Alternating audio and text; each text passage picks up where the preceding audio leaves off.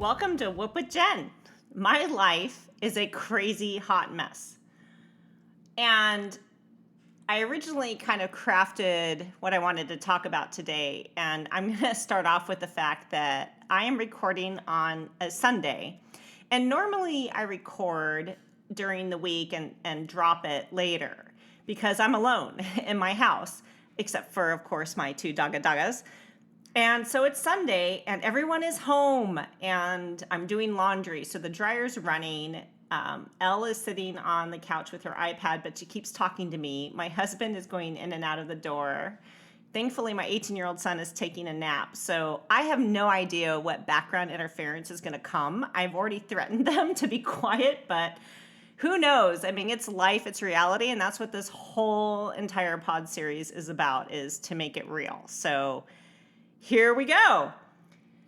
I did originally write an intro to this pod that my life is a crazy hot mess. For some reason, time is completely ingrained in me.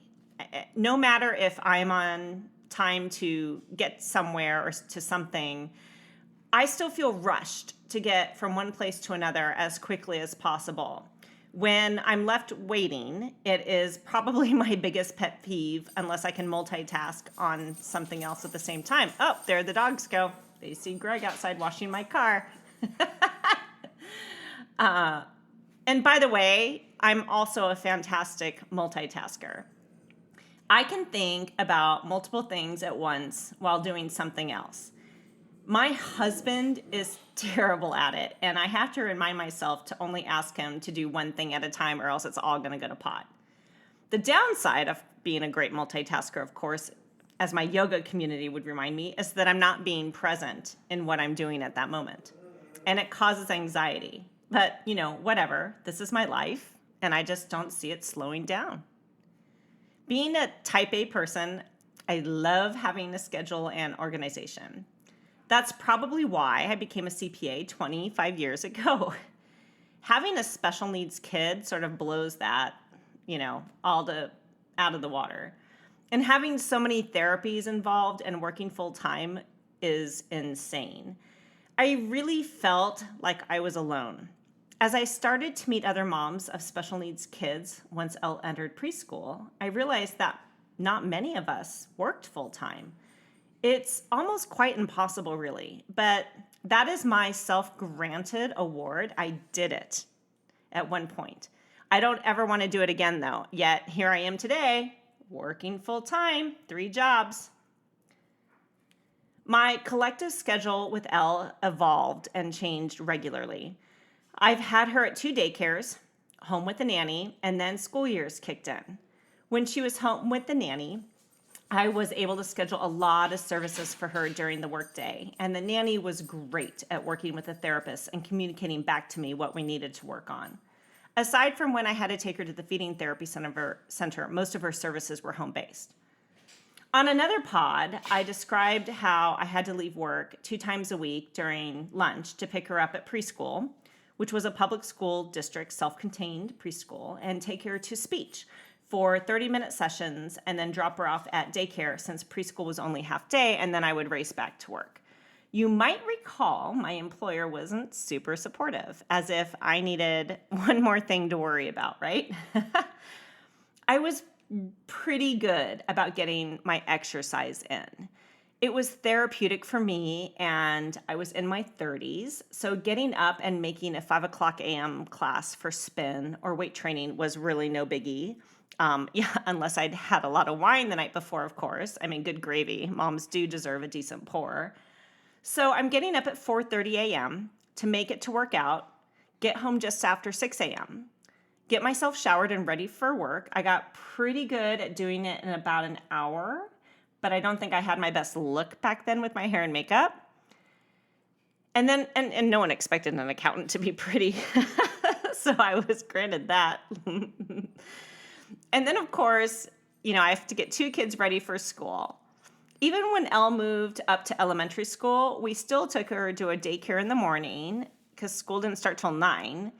And then the school would send a bus and transport her from the daycare to school and then back again to the daycare after school. So I could make it to work by 8 a.m., but like barely. And here's the thing. At this one particular employer, they sort of had an obsession with appearances, which equated to performance really equaled butt time in chair. Seriously old freaking school. Me getting in at 8 a.m. was considered tardy because 6:30 a.m. would have been ideal. Of course, no daycare is even open that early, and that makes a long day for the kid, much less me when I've started at 4:30 in the morning. And honestly, if I could get my work done from 8 to 5, plus the nights and weekends I worked, why should it even matter? Plus, I am much more productive because I've worked out. And that was a huge physical release for me, and it made my mind sharper. I mean, there are studies. And hey, employers, it reduces your insurance premiums if your employees are healthy and mentally stable. But my boss was always insisting I arrive earlier because it, quote unquote, looked better. I am a hard worker, and I am productive. And I was just focused on getting my work done when I was there while everyone else is gossiping and shooting the shit with their coworkers. So this button chair thing is completely unrelatable to productivity. While Elle was at this particular daycare, they allowed some of her therapists to do their sessions with her there, and that was really amazing because there was a lot of turnover with my DDD therapists, and finding someone for after school hours was very competitive because that's when everyone wanted it, of course. I could go months without services in a particular area. And then as Elle aged and grew further behind, it became very apparent that she was not wanted at that daycare. The director tried to delicately tell me that they thought it wasn't a good fit. And I reminded her that it was illegal to discriminate against someone who has a known and disclosed disability. But that set the tone. Did I really want her where she wasn't wanted? I kept looking for special needs daycares, and they just didn't exist then. Or at least they weren't near my home or office. And then I got laid off from my employer. I was never liked at that place, and I made an unforgivable mistake of trying to get a position in a different department to get away from my boss, who gave me great anxiety and for whom I had to seek therapy.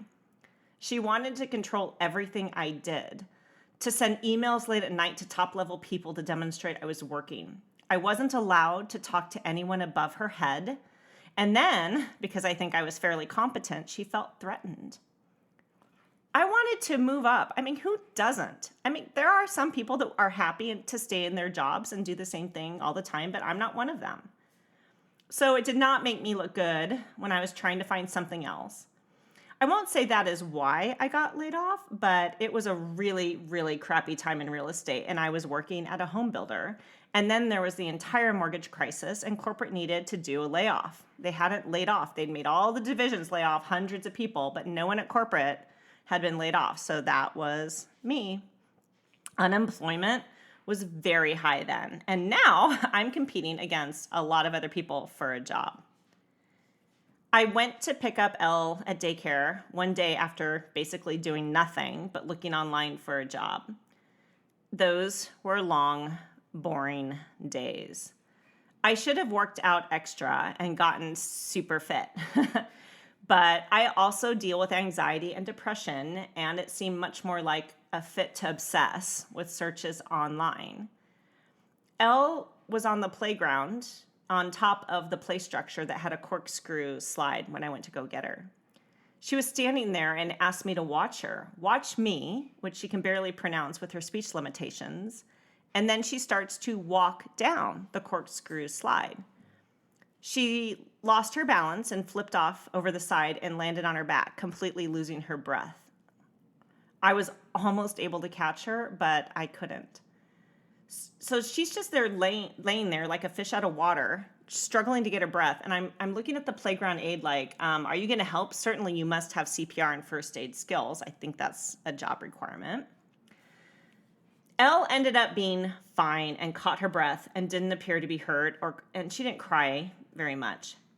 I do have to say that I've been blessed with two kids who were never huge criers. The playground aide said that Elle must have seen the other kids walk down the slide because it was now apparently a thing. Obviously true and truly unsafe. And I guess the daycare wasn't going to enforce any safety rules. I mean, seriously. The next day, when I picked her up, the director called me into her office. I'm in trouble. I could already tell by the look on her face what was coming. Even she couldn't be comfortable in her own skin. Directly in front of a God is love sign. As she proceeds to tell me that because of Elle's accident yesterday that they could not ensure her safety. And it's about Elle and her needs. Never once did she acknowledge that her staff were allowing unsafe behavior amongst typical kids and the whole monkey see, monkey do factor, but she was going to graciously give me a week to find somewhere else for my daughter. So gracious. I'm freaking unemployed and have nothing else to do during the day at the moment. So I just grab Elle and tell the director that, yeah, we're done. And I'm not coming back. And you were lucky to have Elle for as long as you did. And please refund my fee for the unused, my prepaid week for the unused days the rest of the week. And you suck. Poking the mama bear. So now I'm unemployed during the biggest downturn I've known in my lifetime. My daughter has special needs and I don't have daycare. And to stay in our house, we need two incomes. We could have sold the house, but the real estate market was for shit, and we would lose our butts if we sold it. And we loved living there. Our neighbor fancied himself as a subprime mortgage specialist, and he was convinced that all loans were sold or securitized to third parties, and that lenders had no idea how to enforce them. That the loans would get lost, and no one would know who owned them, and it would be easier for the banks to write them off than to prove ownership. See, I had a loan that I took out with one company who underwrote it, and then they sold the rights to someone else to collect on it, and my neighbor really believed that third party would not try to collect. He had stopped paying his own mortgage and thought we should do the same. A lot of people were not paying their mortgages back then. So many people stopped paying their mortgages and lived rent-free until their homes were foreclosed on or they did a short sale. And in a very short time, they got their credit back and were either back on their feet or in an even better position. We did think about it, but at the same time, Greg and I decided that we had signed a piece of paper promising to pay a debt and we were going to make it by with our savings. It was tough because we also had a variable rate loan on a second loan that was about to adjust to a higher interest rate, and we couldn't refinance it either because the home wouldn't appraise. Good times. But I truly believe things always work out the way they are supposed to. The daycare scenario had been an after-school issue, so I still had Elle somewhere during the majority of the day. Certainly, I could get part-time work somewhere that wasn't narcissistic about how many hours I was at my desk. I mean, right? I got a call from a lady who had gotten my contact information from DDD as we had been authorized for respite, which is essentially caregiving, and habilitation, which involves working on goals, which could be social or functional. And her name was Angie, and she had the voice of an angel. She had just moved to Phoenix and used to work at Easter Seals, I think.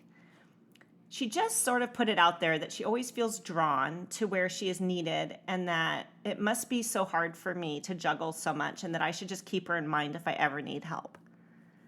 Her tone was so calming, I swear that it has affected my tone and how I talk today. We met, and I just loved her. I had a hard time justifying having her start immediately since I was just basically sitting around on my butt all day, but then it happened. I got a call from a partner at Ernst & Young where I used to work, and they had a client who was going through a first-time audit, and the controller needed a consultant to help out. I didn't initially get the job. They thought they hired someone more experienced, but the person didn't work out, so they hired me. And they regretted not hiring me first, by the way. That was in 2009. It launched my consulting business. I was able to take what I had learned at big companies and share it with smaller companies. I billed hourly and could sort of call the shots about my hours. And then Angie started with us, meaning Elle's bus at the house so I could put in a full work day. And it just fell into place. And Angie was amazing. She was with us for a while, a couple years. Eventually, she moved on to work at the agency itself, recruiting and placing people like her at families, had her own kids, and I miss her to this day, and I'm grateful that she was a part of our life. And now I'm making more money than I used to because I'm billing by the hour at a premium rate. I don't need benefits due to Greg's employer providing them, and I have flexibility. And Elle has someone that adores her, watching her in the afternoons. Knowing your kid is safe and supported is an incredible feeling. Once we started with afternoon habilitation and respite, we could pull Jack from the after-school program at his school that he was growing to dislike. It felt good. Life felt really good. It was less than 3 months of me being unemployed, and now I felt valuable and that I had balance. Over time, I switched the center-based speech therapy to the mornings before school. Winter, that is a tough time slot to get, but I suppose if you've been there as long as we have had, tenure does mean something. And that solved the problem of consulting around town and not being convenient during my lunch break. And now Elle was at school all day, so instead of having to go during my lunch break to take her to speech, I was able to take her before she went to school. Those 10 years was a good run. I moved on from full-time consulting today, but I am so forever grateful that it worked for me and that I met some amazing people, I made some good friends, and I felt like I was contributing. I helped these clients, and I contributed to our household income. My intent for the content of this pod was how tough my schedule is and how now I'm not sure I'm ever going to be employable in a traditional role. I have been working remotely at home for a long time now. I can't even think of going into an office and dressing up business casual. Yuck. And since I wrote this, I think it's important to note that, right now I have a full-time consulting gig, and yes, I'm dressing up and going into an office business casual, but at least I get to wear jeans and flip-flops. So this is our therapy schedule, and I fit in work around it. Elle is now in high school and gets up at 6 a.m. Her bus picks her up at 6:45 a.m., and when she doesn't dilly-dally, getting dressed and eating breakfast, it's a smooth morning, except that I no longer can go to a 6 a.m. yoga class, which I'm super bummed about, and I can't fit it in at another time. And I'm like 10 years later, I can't get up at 4:30 a.m. in the morning anyway. And nor do I seem to care as much either. Elle gets home at 2:15 each day, and no, right now I actually don't have an after-school provider, so it's just me. And thankfully, Jack is 18, and he can help out in a bind until, of course, he goes to college. On Mondays, Elle has physical therapy at 3:15. On Tuesdays, she has occupational therapy at 2:30. Then her ABA therapist comes from 4 to 6 p.m. on Tuesdays, and during that time, we go to the cheer gym at 5 p.m. for practice for her special athletes team. Yes, that's 3 things after school on Tuesdays, and I hate Tuesdays. On Wednesdays, Elle has speech at 3:15, and then during the fall, we race her to Special Olympics golf up in North Scottsdale by 4:30. Fortunately, Greg has started working from home on Wednesdays, so I don't have to go to a golf course in the highest heat of the day in August. On Thursdays, Elle at least gets a few hours break before speech comes back at 5:15, and yes, I get 2 hours of speech through DDD, which makes me a true warrior unicorn. On Fridays, she has ABA therapy from 3 to 5 p.m. Then on Saturdays, she rides in a recreational adaptive horse riding group. Then sometimes there are cheer competitions on Saturdays, which may or may not conflict with her horse therapy, and cheer competitions never release the schedule far in advance, so it's a total crapshoot. Sundays, we do nothing except laundry, grocery shopping, hopefully mimosas with brunch if it's been an especially rough week. Add to that getting work done while she's in school. It's no wonder my cortisol levels are high and I can't lose the weight I've gained in the past 2 to 3 years. I'm in my late 40s. Awesome. Once Elle hit 6th grade, I dropped the private pay speech clinic in the mornings. It was just too much. And school also started earlier once she got to middle school, and that felt freeing because my day started earlier then. The summers are even more crazy. Because I'm crazy, I make sure Elle qualifies for extended school year, which we call ESY. The kids always get out the Thursday before Memorial Day, so they have Friday off, and then, of course, that Monday. The following week, her horse ranch usually does a 3-day horse camp, but it's only like half days, and half days is like 7:30 to 11. ESY picks up the first week of June, and it's only Monday through Thursday for a partial day, like a little more than a half day, and it only lasts for 4 weeks. Nothing on Fridays. So on Fridays and in July, she goes to a summer program that DDD pays for. It's from 9 to 1. The first year when we moved, it wasn't that close to us. It used to be like 15 minutes, but now it's further. So I would have to leave at 8:30 in the morning to drop her off at 9, get back to my home office at 9:30, cram in 3 hours of work before I left to get her. I left at 12:30 to get her to pick her up at 1, and then I'm home at 1:30. And it's nuts, and it's hot. And I literally leave my car running in the parking lot. And if you catch me wearing anything but a sports bra and tanks and shorts that I can sweat in during summer, that's pretty unusual. This year, they offered transportation. Thank goodness, because now, of course, I'm working full-time, consulting in an office, and I can't do the whole drive, drop-off, sweat thing. 1 week in July, we go to Colorado for a sleepaway camp that is amazing. And I get out of the heat and I hang with one of my best friends. It's a very, very nice break, and I can still work remotely if I need to. And then we have a break between the summer program and school starting. So Greg this year is going to take Elle with him to go visit his family, and I get to stay home alone. Maybe Jack's here or not, I don't know, but I am home alone with my dogs, and that sounds perfect to me. And that's our schedule. That's my life.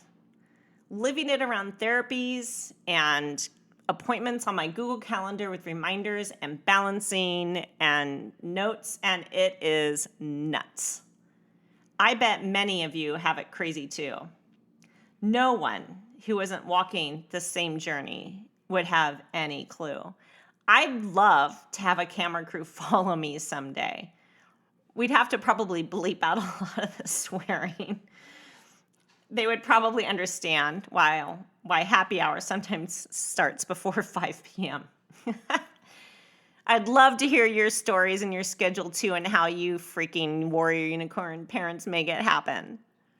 So whoop whoop, all of you guys out there. Thanks for listening. I gotta run. I gotta go change out laundry. This is Jen.